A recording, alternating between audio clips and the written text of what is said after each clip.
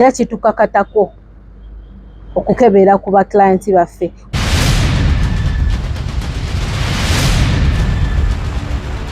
Bw'oba okutekubona ogenda tusigala tuli in touch with you oba naawe ne bw'obanga ovudde ku communication network tusigala tucommunicatinga ne bakama abo.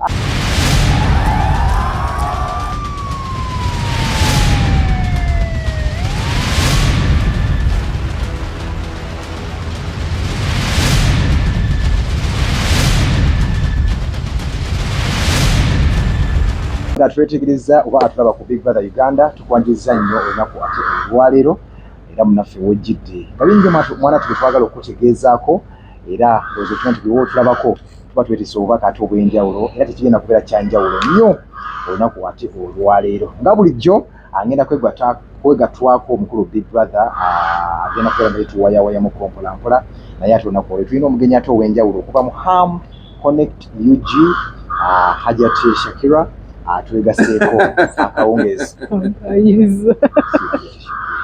Ajati. Shiita. Arinnya lya Luwarabu. Omuyita Shiita. Shiita. Okay. Shiita muli Bawarabu we? Tuli Bannayuganda. Oli Munnayuganda?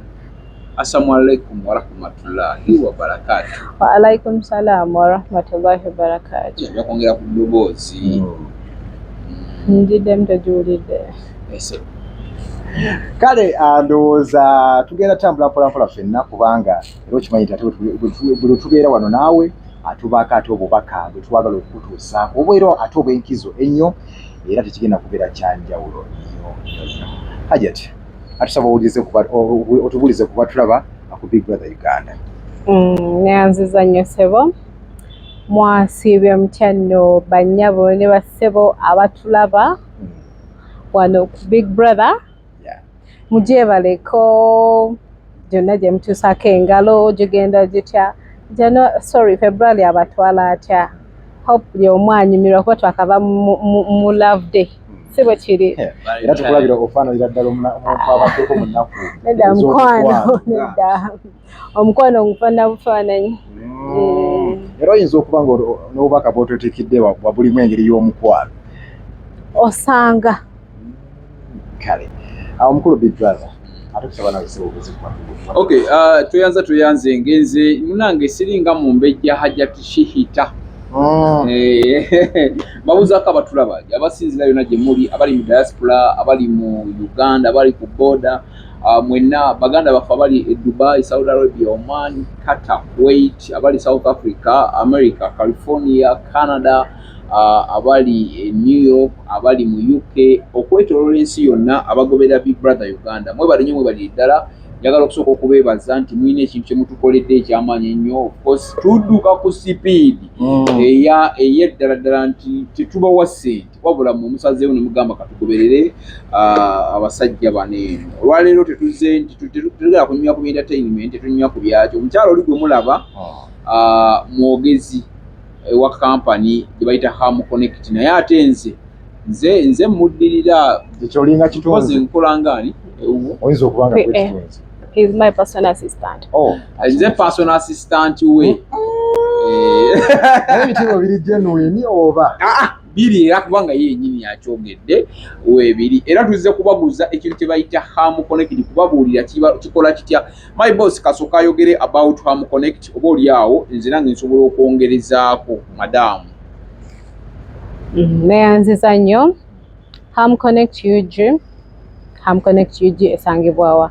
Ham Connect UG esangibwa Bakuli okumpi ne has petrol station building Majita FB Tower shop number C03. Okay. Ham Connect tudealinga mu bintu byanjawulo ate bingi naye nga ekikulu kya byonna kubamanyisa kutambula kufuna. Ham Connect UG tubayambako okufuna services zino wammanga tolina driving permit wandeetazo ogifuna, tolina national ID wandeetazo ogifuna, tolina passport. Akulaba budget ino kati nyakulaba yandyagadde okumanya kati ng'ekya tugende mpola ng'ekya national driving permit nti mwe mu registeringa hamu ye registeringa nze awange nja tuukawo nnyonyolewo naye kati wano woogenze gwe registeringa nti kati omuntu bw'ajja n'omusaba essente z'omusabye gwe n'omukolera buli kimu oba abeerawo mu process mwe mukola mutya omuntu ofuna permit? Omuntu ofuna driving permit tulina ye awubwe mu kusooka asasula ssente then ffe ne tukola process yonna ayinako awatono we tumwetaaga ng'era okusingira ddala wamwetaagisa aba mu process ya kufuna permit ye naye ng'ebisinga ffe tubikola. Ki ekirala abahamu kyemukola twogedde ku kyokufuna permit driving permit national ID still era ojja ewaffe ne tukuyambako gifuna tutya bw'osasula ssente zo buba buvunaanyizibwa bwaffe okugitambuza ekigwe ekikwetaagisa gw'ojja kujja olunaku okukakasa nti oli Munnayuganda kwe kuba okusaamu fingerprints zo oba ebigalo ne obufaananyi bwo oba gye tuyita face scanning. Yes. Ogenze n'oyogera ku nsonga ey'okutwala oba ey'okutambuza abantu nsonga nkulu nnyo eyo era twagala tumanyi kubanga bayinza okuba bangi nnyo abatula basabaza kakati ennaku zino abantu basinga baagala nnyo okutambula waliwo abatambula for holidays waliwo abatambula nga baagala genda ku mirimu ate egy'enjawulo bo kiri kitya kubanga omuntu yandagadde okutegeera nti bwe manga neetaaza okufuluma wabweru procedure eri bweti era Ham Connect UG bwe tunaatuukayo mugenda tukwata mu ngeri etya? Ham Connect UG okusookera ddala nja kubagamba ensi ze tu specializingamu naye ate n'ezisigadde tusobola obbayambako okutuuka mu nsi ezo.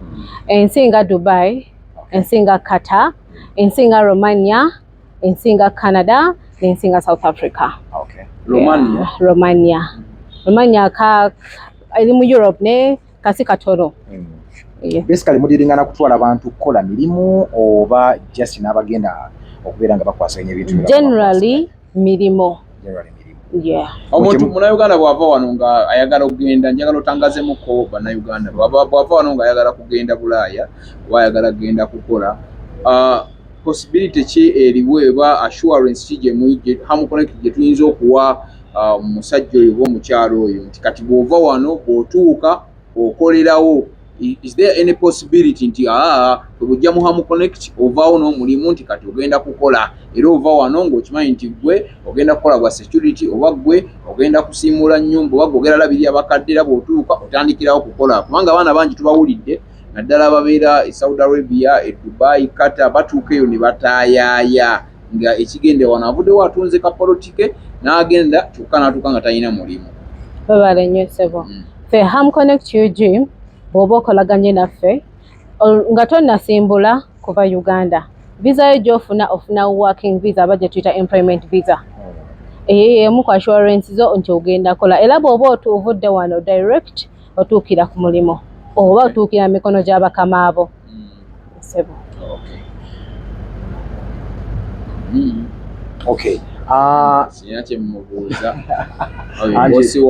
Bosi wo kale twogedde ku nsonga y'okubeera nti abantu tubayambako okugenda ddala tu specifyinga ku kyakubeera nti tubatwala okukola procedure eno eri etya nti omuntu bw'ajja just nabimukwatako ne mu processingira ebintu nga ebitambula kubanga ebiseera bisinga omuntu yandagadde okutegeera obanga mudiringa kutwala abantu olayinza okugamba nti maybe ajja kujja omukoleko ku bwere then akasente kajja oluvannyuma omuntu ayinza okulowooza nti maybe ekintu bwekityo bwekikola mukikola mutya? Kakati sebe enkola yandibadde nnungi nnyo naye ate kulw'ensonga nti oyagala ebintu bye bitambule mu bwerufu ate mu budde enkola eyo eyinza obutakozesebwa oba tetugikozesa wabula bumuntu enzija gyozzeemu gye tukwatamu. Sebo bw'ojja eriffe ba Ham Connect UG tuba tukwetaagisa ebikwatako nga twogera ku passport ne national ID yo. Bw'oba otuuse ku office yaffe twogerezeganya n'okkaanya naffe nti nsiimye ensi bweti ensi eyo bwetyo ne tumanya n'ogamba nti opportunity ki gy'oyagala n'ogiselectinga gwe mwennyini cleaning oba security bwe tugikkaanyaako ne tukugamba input waayo n'omutegeera bw'oba omutegedde ne tukkaanya kye tukola ffe you pay a deposit. Omulimi olulala bagiyita down payment. eyo deposit gy'oba osasudde eyinza obeera a quarter, a third, a sixth of that input gw'ogenda okussaamu gy'osasula, then ife ne tuprocessinga buli kyetaagisa definitely. Naye Viza yo bw'ebeze awo we tuba tukwetaagira oleete balance. Weewala abafere, leka nkwanjuli Ham Connect UG ye kampani egenda okufunira omulimu ebweru w'eggwanga. Tulina emirimu egy'abawala n'abalenzi mu mawanga nga Iraq, Saudi Arabia, Iran, Bahrain, Qatar n'amawanga amalala mangi. Wano ku Ham Connect UG tutunda n'okugula emmotoka ssaako ne airport taxi. Gwe omwana ow'obuwala olina passport oba tolina, jangu ku ofiisi zaffe. Ham Connect UG emirimu gy'abalenzi nagyo tugirina nga ba security guards, ba cleaner, ba housekeeper. Gwe ayagala okumanya ebisingawo tusange ku FB Tower Building ewa Bakule room number C03 oba tukubire ku namba z'essimu zino noti 75939386 ne noti 7551559193. Ffe aba Ham Connect UG tutuukiriza ekirooto kyo. Aba Ham Connect UG atulabeko companies ezisinga ezitwala abantu wabweru nga zibadde abaana bano batambula ne bafuluma wabweru w'eggwanga naye ate ne batuukira ne babonaabona ne weesanga nti bafeesinga hardships ne hard time naddala nga bali ku mirimu, naye ate companies eziba zaabatwala oba companies ezaavunaanyizibwa kubafunira emirimu wabweru w'eggwanga ne zitavaayo kubayamba mu ngeri emu oba endala. Ku Ham Connect UG kyo kiri kitya? Ku nsonga eyo tetuli banjawulomuko. Ku nsonga eyo tetuli banjawulomuko. Ffe tetukoma kukuprocessingira kugenda era wabula ne wooba otuuse gy'olaze tusigala tucommunicatinga naawe ebbanga lyonna kutuuka kudda wano, era ekyo kijulirwako. Muba ne track eri abantu bamwe babeera eri wabweru kubanga ebiseera ebisinga mu losing communications, company ezimu ziri losing communication n'abaana bano neweesanga nti omwana gy'ali akola naye ate talina communication na company yamutwala. In case of any problem tulabeko ebiseera bingi nnyo abaana balwala obviously nti waliwo omwana abaddeyo akamala okulaajana ku buuninga social media ng'agamba nti alina hardships z'ayitamu naye company gye yamutwala tamanyi nagyeri tevuddeyo kumuyamba. Communication eyo esigala nga weeri wakati wammwe n'abantu bammwe oba olumala okumuprocessingira ebintu ne mumuggyako engalo. Edda ssebo, eyo si enkola yaffe. Ne bw'oba okutte kubo n'ogenda tusigala tuli in touch with you oba naawe. Ne bw'oba nga ovudde ku communication network tusigala tucommunicatinga ne bakama abo abakutwala era kitukakatako okukebera ku ba clients baffe. Watokoma kubeera client waffe ng'okyali wano ne bw'oba okutte kubo n'ogenda tusigala kukola ki tukumonitalinga not in a bad way but tusigale nga tumanya nti omuntu oyo ali safe, ali mu good condition and era ekyo kituyambye nnyo kuba ekyo ekikolwa kireese bangi. Wakwongereza ku ky'omukyala omanyisa kati soogera nga ssebo wa big brother, njogera nga kitunzi oba pyala wa mukyala Shahita erinnya lye zibuzibu naye mukyala Shihita. Aba Ham Connect about that ekyenjawulo Ham Connect kyeyina nti bw'ojja ng'oleese ssente zo ng'oyagala kutwala Bulaaya manya oli waka. Nti lwaki nkugamba nti oli waka? Gwe ne wooba tofuddeeyo kumanya kampani eno eri etya Ham Connect buli luvannyuma lwa nnaku 7 esobola okukunoonya oli otya, oli bulungi. For example, abaana bagenda mu biyumba e Dubai oba Saudi Arabia oba Oman oba Qatar abo tubeera tubafollowinga olw'ensonga nti abaana buli kaseera bafuna ebizibu ne bakama baabwe be tubatwalamu. Kati abaana abo bw'oba tumufollowinze mu nnaku 7 osobola osanga ng'alina ekizibu bali Abawarabu bo olulimi tuyinza okukozesa ndowooza entegeera yaabwe bo balina obusungu bungi nnyo ate nga twagala akasente. Omwana aba ayagala akasente, omwana avudde wano n'amalala mangi nnyo, avudde wano e Uganda ayagala genda kola yalowooza bye bino byokugenda mu owino n'osikasika omuntu n'okola bw'oti bali balina kugamba buli kisenge. Waliwo n'omwana yanyumiza juzi nti buli kisenge kirimu kamera, bwe batateeka kamera wokka ye toilet.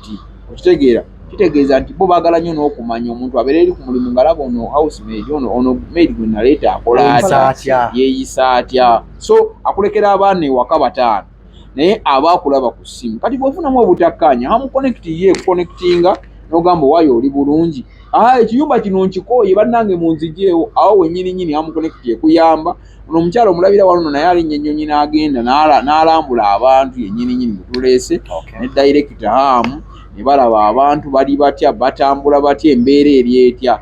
Bakulu tufe tusigale eno ku ground nga tunoonya abantu, kitegeera. So kakati mbadde njagala kukutangazaamu kiri nti ebiseera ebisinga hamuconnectinga yo ekufollowinga from day one weekujja Entebbe mpaka ennaku 365 n'endala 365 size emyaka egyo contracts ezisinga zitandikirawo ku myaka 2.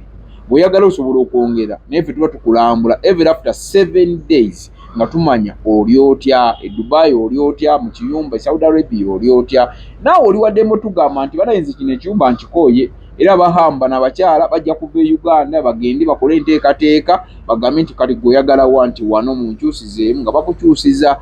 Tewali muntu n'omu, tewali ebbanga hamu lyemaze mu field mu kutwala abantu ebweru, tewali gundi ze twafunye complaints nti munnange hamu yakola bweti yaleka abaana. Juzi waliwo kampani emu yagenda omwana n'emutwala omwana n'alwala nnyo bali ne batamufaako Abawalabu. Omwana oyo n'adduka ewaka n'agenda ku street. Kampani eyo nange kennyini bagezaako okuŋŋamba ogiteeka mu mawulire naye kampani eyo ate twagenda ku poliisi ne batuwa ne tugenda mu Ministry of Labour. Kampani eyo ne bagirondoola, omwana oyo ne bamuggyayo, omwana oyo ne tusobola okuba nga akomawo. Kitegeeza ki? Kitegeeza nti ebintu ebimu kati ffe tufuba olaba nti tetukola nsobi ezo bakampani abalala, companies endala kyezikola. Hamuconnectinga yo ekuconnectinga ku bantu abatuufu, abantu abalina okuba nga bakubeererawo mu myaka 2 osobola okugenda obeeko nekyokola naawe kennyini. So baganda baffe batulaba abali mu nsi zonna ez'enjawulo world wide, mujjukire nti nno obulangira bw'omunaku kwekolera. Buli wobeeraawo nga tosobola kukola, buli wobeeraawo ng'olowooza bagenda kukuwa. Abaana bangi abamaze emisomo by the way abazze mu Hamuconnect nga bachelor's degree ba diploma naye nga baagala kugenda kukyusa ku bulamu. Lwaki? Wano omala okusoma e Uganda naye tewali mirimu. Emirimu gyasigalira mwana waani? Ani akumanyi? Kojjawo alina kampani, sengaawo yakola bw'ati. Naye bw'ojja mu Hamu kati omuwala ndowooza ono madamu agenda tubuulira omuwala ateekamu ssente mmeka n'omulenzi ateekamu ssente mmeka, awo tugenda okugenda. Naye bw'ojja mu Hamuconnect nti obeera ku sure nti ogenda okuvaayo mu myaka egyo 2 1,2,2,000 gy'ofuna oba 1.5 gy'ofuna, ogenda okudda e Uganda. Hamuconnect bekutaddeko ettaffaali era ogenda okudda e Uganda ng'osobola okubaako naawe koogula kapoloti n'ozimba akayumba n'otandikawo ka bizinensi, obulamu ne butambula. Kuba mu bulamu ekyo kye tunoonya, tewali kira kye tunoonya. Naawe onoonya kuvugawo kamotoka, ozimbako kayumba, weererako baana bo beeyagale, obeere nga naawe oyambalako bulungi, otuuse ku bulamu bw'abantu. So baganda bange njagala mumanye nti Hamuconnect yazze kubayamba n'esimbu. Mpozi bosi wange nsaba onnyonnyola abantu kikwatagana n'emisaala eky'essente. Omuntu bw'aba nga ayagala okuyingira Hamuconnect ssente mmeka? Omuwala waliwo bali bambuuza nti byabwereere yali muwala nammwe mutwala abantu ku bwereere e Saudi Arabia, ekyo kinyonyi. Ekya ssente z'ossaamu kisinziira ku ggwanga ly'oba osazeewo na opportunity oba omulimu gw'oba osiimye ogenda okukola ki? Ogenda okukola. Kakati strategy like era zonna ssente ziri mu range emu almost okujjako Saudi Arabia. Ate Saudi Arabia y'abawala bokka. Saudi Arabia tetutwalayo balenzi. Saudi Arabia kakasente kalimuko wansi ka input kossaamu. Samusene mmeka omuntu agende Saudi Arabia? Omuntu agende Saudi Arabia ekinene ennyo bw'oba otaddemu nnyo, kinene ennyo tosuka $5,000. $5,000. Okay. Okwo kuliko tiketi, omulimu aba agufunye, buli kimu aba akifunye. Asaleeta ssente ezisooka asasulako mmeka? Ezisooka eza Saudi Arabia asasulako $25,000. Okay. Viza bw'ejja aleeta $25,000. mu nsi endala era tusigire ku kifaananyi mu nsi ziri endala nga ogambye Canada, nga ogambye kali akazinga South Africa wa Canada. Canada yo osooka n'okola deposit wa $3,000,000, then visa yo bw'ejja n'ogenda Nairobi for biometrics, then olyokoleta balance. Input wa Canada ali $12,000,000. Yes sir. Okay. Ate nga kasa kusasulako 3 zesooka. Yes sir. Okay. Zine Gulf countries ezisigadde zirangingila mu $4,7 million tezisukka waawo. Zino ensi endala ezisigadde. Yes sir. Canada omuntu waba agenze kasooka tuddemuko ku kyabazungu, omuntu waba akuwadde $12,000,000 kajati awo agenda tiketi yiye yaba agula tiketi ojasi bya visa pepa waka yekka. Bw'aba nga amaze afunye tiketi omwo afunye visa, omulimu guli gutya? Canada ekikulu kya byonna ye invitation. Okay. Kasita omuntu oyo afuna invitation nesoma ne paperwork nga wali equipped, omuntu oyo amuwadde invitation yalina omurecevinga. Bw'amurecevinga amubeera naye ebbanga lya myezi 3 nga yali responsible ku ye. Mu bbanga eryo ery'emyezi 3 bw'okolera ku employment naye ate stay over teri okwo.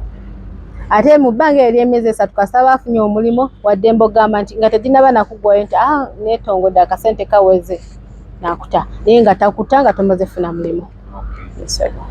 Okay.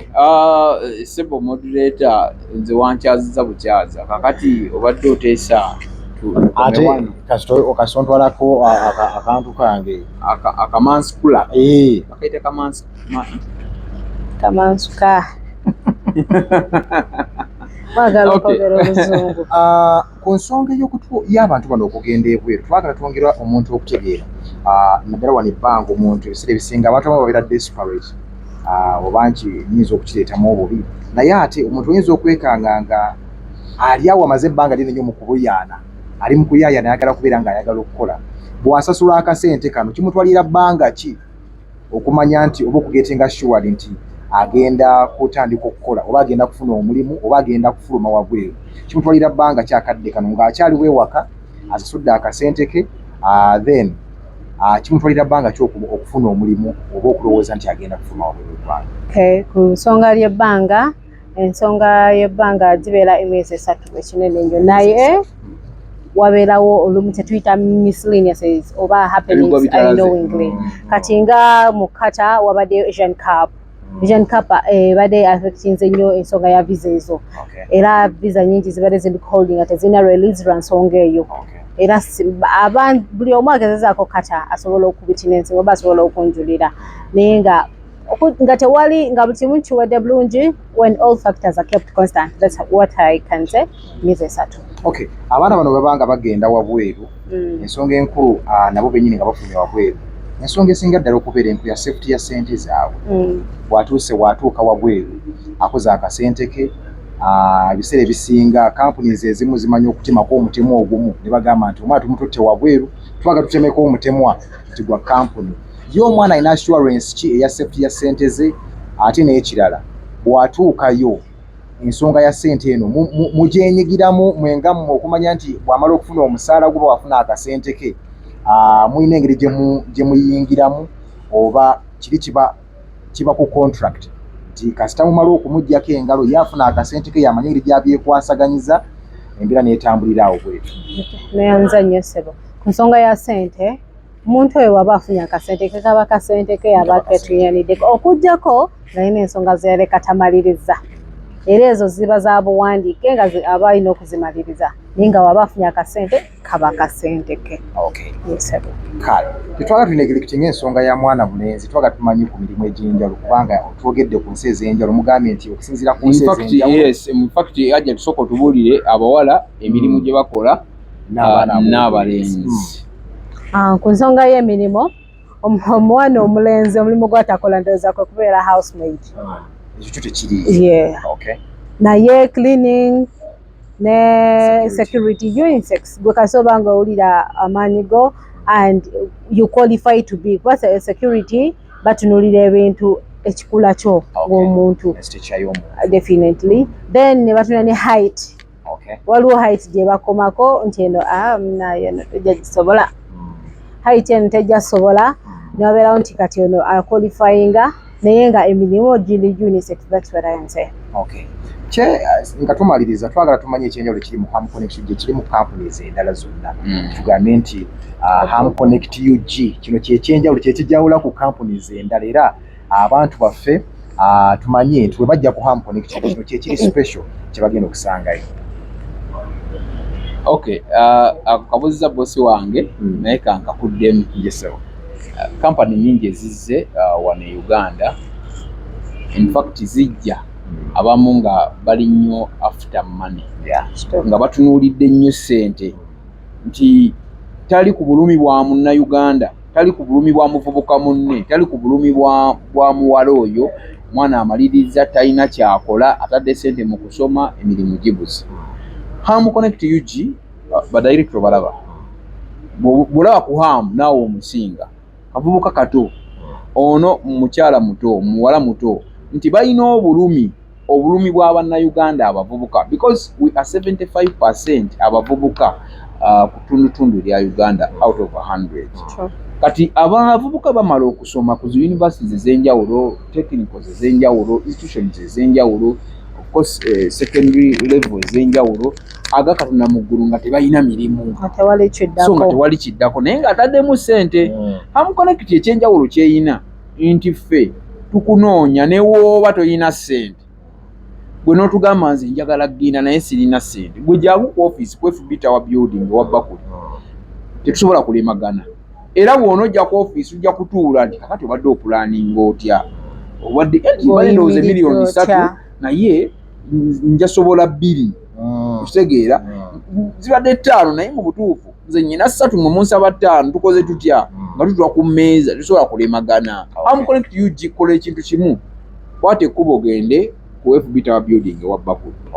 Ebyenjawulo byonna bye tuyina nga kampani nti abantu ekisookera ddala bw'oba ovudde e Uganda tukutwala, bw'ovaawo bw'oti otandika, bw'ogenda leero si Monday, olwokusatu olina okukola otandikirawo okukola, tubakuwamu kagapu ka lunaku lumu n'otandika okukola. Ekyo kyanjawulo. Ham Connect UG ssente zo kampani yezikusasula. Ham Connect tevunaanyizibwa ku ssente za muntu gwetutte. Bino kampani yebagamba mbuti kampani egenda kuntolako $20,000 simanyi okumala emyaka 2 simanyi $10,000. Bw'ofuna $1,400,000 oba $1,400,000 zizo era zigenda direct ku account yo. Ntegerekese nti bwe ziba zigenze ku account kati mbuulira Ham Connect bwenejja ekutwaleko naye abantu abamu bagenda ne baleka account zaabwe mu kampani. Kitegeeza kampani eri oba omuwala bw'oli agenda kusasula ono yakuweeka 8 akutemereko ate sente gwokozeemu 2. Naye Ham Connect UG esente zo waayo account yo, esente zonna z'okola zigenda ku account yo. Ng'oli wa ddembe okugamba nti abaye mu kyalo mungulire akate, mungulire ku poloti eno ngisibyeko, banaye njagala kuzimba, banaye muwerere abaana, okitegeera ebintu ne biba nga bitambula. So ebyenjawulo we biri bingi nnyo mu Ham Connect. Just tubakubiriza mujje muwone obwavu, mwekolere, mugende mukole nti naddala abawala okutambula $5,000 kwata $25,000 ojje obeere nga bw'onoonye $25,000 Viza ejje ogende okola, otandikirawo okukola bwe tukutwala. Si ekyo bosi wange? Naye tetwayogedde ku ssente y'abaana ab'obulenzi gye basasula. Oba okiguddiremu? Tekirina buzibu. Ssente y'abaana ab'obulenzi era esigala yemu y'abaana ab'obuwala abagenze mu nsi zino endala okuggyako Saudi Arabia. Saudi Arabia yina akasente era kabawala bokka kuba teriyo housemaid mulenzi, si bwe kiri? Basobola obbanga gye bali nga simanyi. Ye bali oba oli awo housekeepers badde sikimanyi naye nga range eri miliyoni 4 ku miliyoni 7. Naye ate omulenzi n'omuwala Gulf countries, that is Dubai and Qatar.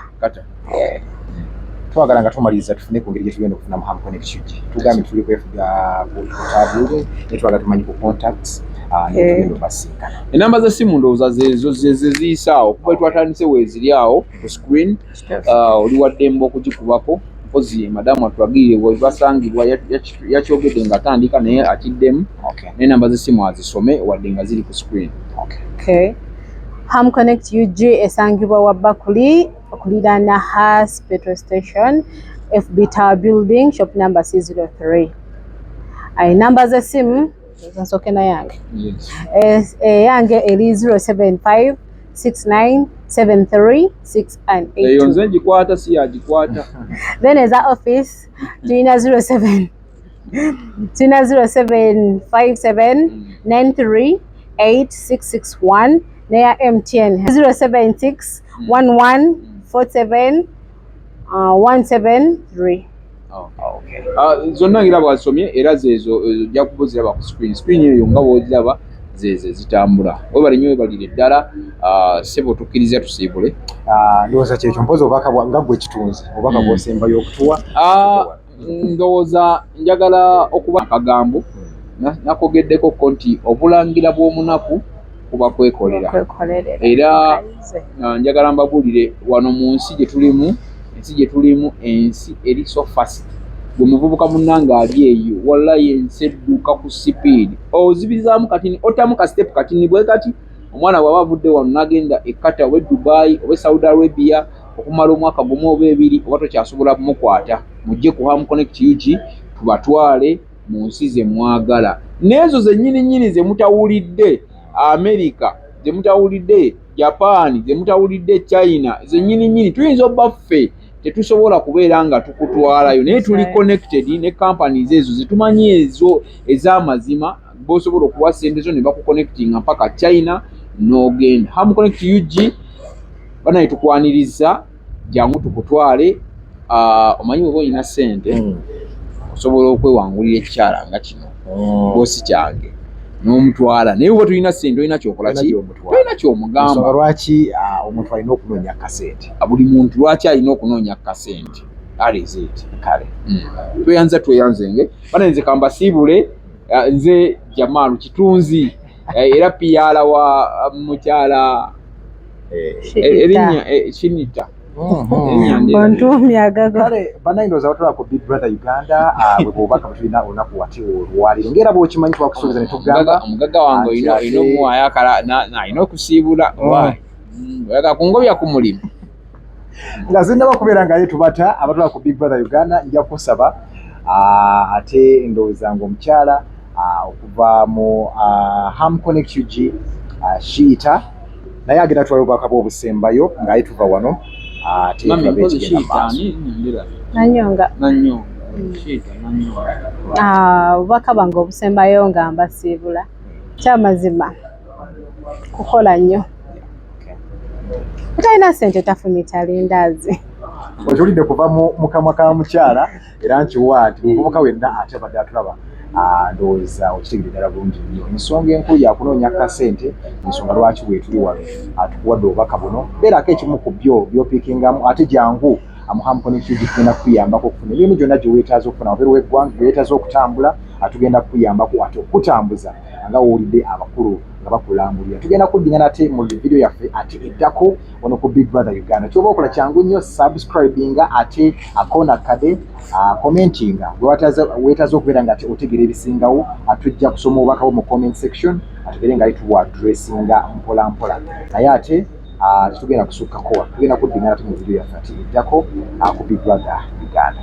Weewala abafere leka nkwanjuli Ham Connect UG ye kampani egenda okufunira omulimu ebweru w'eggwanga. Tulina emirimu egy'abawala n'abalenzi mu mawanga nga Iraq, Saudi Arabia, Iran, Bahrain, Qatar n'amawanga amalala mangi. Wano ku Ham Connect UG tutunda n'okugula emmotoka ssaako ne airport taxi. Gwe omwana ow'obuwala olina passport oba tolina jangu ku ofiisi zaffe. Ham Connect UG emirimu gy'abalenzi nagyo tugirina nga ba security guards, ba cleaner, ba housekeeper. Gwe ayagala okumanya ebisingawo tusange ku FB Tower Building ewa Buli room number C03 oba tukubire ku namba z'essimu zino noti 75393686 ne noti 7551559193. Ffe aba Ham Connect UG tutuukiriza ekirooto kyo.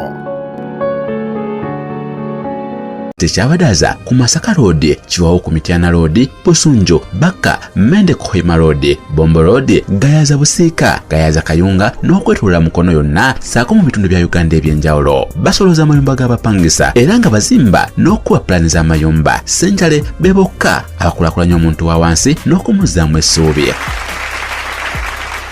Gwe omuzadde eyitaze essomero erigenda okubangulira omwana wo nga muyeeya mukozi ate ayite ne first grade katukwanjulire Shehan Standard Day and Boarding Primary School abagenda okuteeka ebyensoma by'omwana wo ku mutendera ogusingira ddala. Empisa, eddiini, ebyemizannyo n'obuyiiya bwonna tubikulembereza ddala ng'ate ebyokulya n'ebyensula bya mulembe ddala. Tulina n'entambula eri abayizi abaviira ewala. Gwe ate omuzadde eyandiyagadde omwana wo okuyita ne first grade totunula obulala wonna okwewandiisa kugendera ddala maaso okuva ku nursery paka ku kibiina ekyomusanvu. Day ne boarding ng'ate n'ebisale birungi ate bisobokera ddala. Jjukira nti requirements zonna omwana wo azisanga ku ssomero. Tusangibwa Lubaga mu Bulwa zone okuliraana 24/7 motel.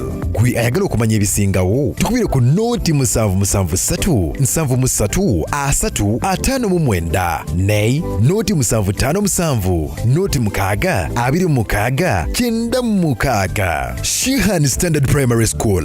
We invest in education.